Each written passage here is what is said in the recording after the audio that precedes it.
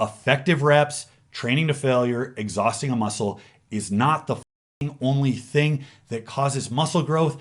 It's not even the most important one. It's actually the one that gives you the least amount of wiggle room to make changes when the training stops getting effective. Now, I haven't seen this level of culty shit since I put out the I Hate Westside video. I did take that down for a couple reasons. I think I had said a couple things in it that weren't specifically correct. And it wasn't my best work. Like the quality wasn't good. I wasn't happy with it. I had meant to revisit it, but after Lou passed, it wasn't urgent. It seemed like in bad taste, so I just never got around to it. But that comment section was an absolute shit show. I was just inundated with like the bearded 400-pound neck tattooed septum piercing, triple ply open back bench shirt wearing hillbillies that were just going to bat for Louis Simmons. And a bunch of kids that weren't very strong or accomplished that wanted to emulate the 400-pound hillbilly. I don't know that this comment section got to that level, but it got pretty damn close. Now here's the thing, when it comes to systems of belief, people are desperate to show that what they believe, the thing that they globbed onto, is just as good, just as valid, if not more so than everybody else. So you see a lot of othering, you see a lot of us versus them. Now you get guys like Jay Vincent and they're salesmen, and salesmen do what they do. They over embellish the thing that they're selling. And in a field like this, where it's really hard to break through because the shit that works has been around for like 70 years, it's not sexy. It doesn't make you stand out to just put out basically good knowledge. So you need a hook. And the way that these guys get a hook, just like Joel Seedman, and it's just like any cult guru that you've ever came across, they find some small little bit of truth, or they find some small perspective, some little corner of this bigger field. They take it and they stretch it out and they try to make an entire platform out of it. And they convince you that this is really the secret source of knowledge, life, eternal youth, and this is where you need to be. And people get off on that because it does give them this camp to be a part of. It makes the world seem smaller, more simple, more easy to understand. And it also gives them something to fight against. That's a big component of our modern lives. We live in, most of us, in the first world where everybody eats, most people have shelter, our lives are somewhat comfortable, so we like to find battles. If we don't have struggle in our lives, we will invent them. And the people who are the most insecure, I think, are the most desperate to have that thing to push against. I think of a lot of like religious parallels, because there's like mainstream Jews, Christians, Muslims, but then there's like Jehovah's Witnesses.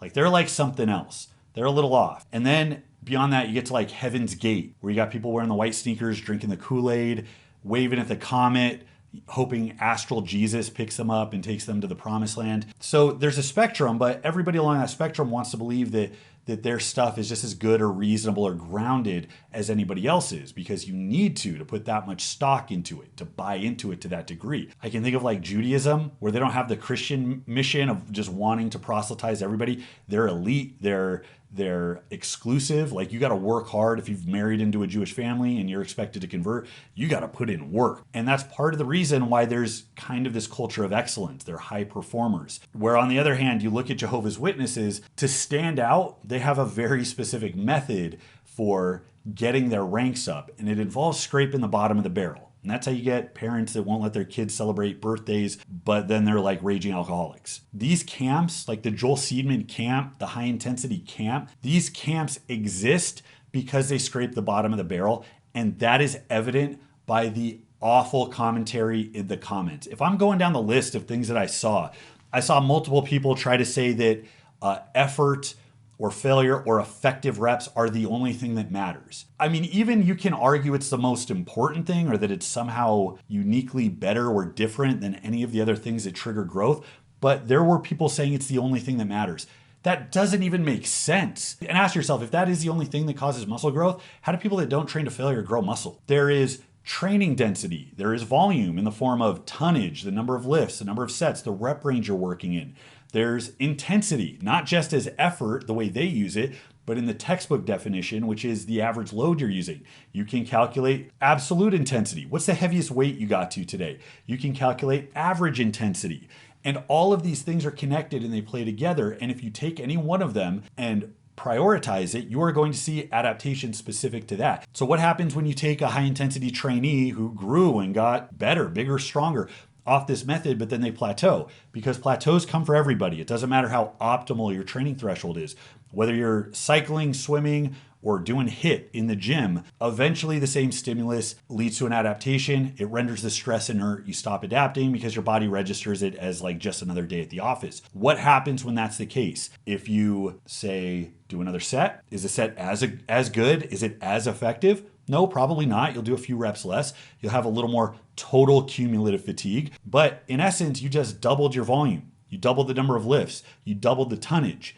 You know what happens when you do that? Your body grows. That's why volume phases in barbell sports are also called hypertrophy phases, because we observe that across the board. Well, if you're running through something like a Shako template where you're like RIR 4 or 5 on most of the sets, how do these lifters get bigger and stronger? They get bigger and stronger not because the quote unquote effective reps are the only thing that make you bigger and stronger. Even if you're not training to failure, handling greater intensity or doing more total work or working in a different rep range all triggers muscle growth. And how effective it is depends on what you did before that, not on any one of them somehow magically being better than the others. This is the backbone of how training works, of how programming works. It is the basic recognition that the same thing doesn't work over time, and that to perform at the highest level over here, you have to break that into constituent parts, prioritize the order in which you should develop those, set yourself up for success once it's time to do the most specific thing. So you have that directionality, but you also have the novelty, the variety over time that causes growth after you've gotten stagnant. Every single one of these people in the comments doesn't understand this, and this is foundational to literally every single aspect of strength training. Effective reps, training to failure, exhausting a muscle is not the only thing that causes muscle growth.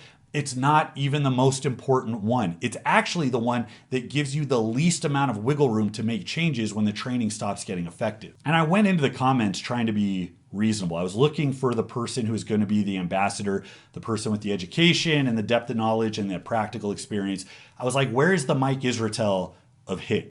And I don't think there is, because to be that person, you have to have experience, you have to understand all the perspectives, you have to see the entire puzzle, and you have to be rational and reasonable.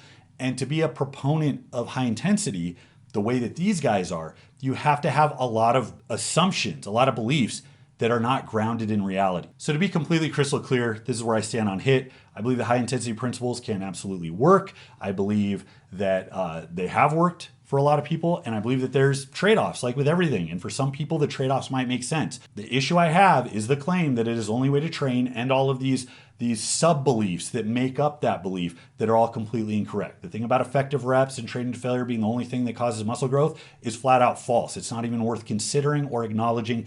If you believe that, you just told me in no uncertain terms that you have extremely limited experience in the academic component of strength training, because if this was part of the quote unquote total science, then you would see it in textbooks. It's not in textbooks. You actually see traditional periodization making up most of what's in textbooks, which involves the hypertrophy phases being high volume phases. You've also showed me that you haven't taken a census of what the best performers do, whether it's in physique and bodybuilding, whether it's in athletics, whether it's in strength sports, or any field where building size and building strength is important or desirable. You showed that you're willing to take a very small amount of information that was spoon-fed to you and present it like you regurgitating it as somehow the same as being an expert. I'll say it again, if you want long-term improvements in size and strength, you need to have a handle on effort, volume in the form of tonnage, total number of lifts, rep ranges, absolute intensity, average intensity, and training density, which is just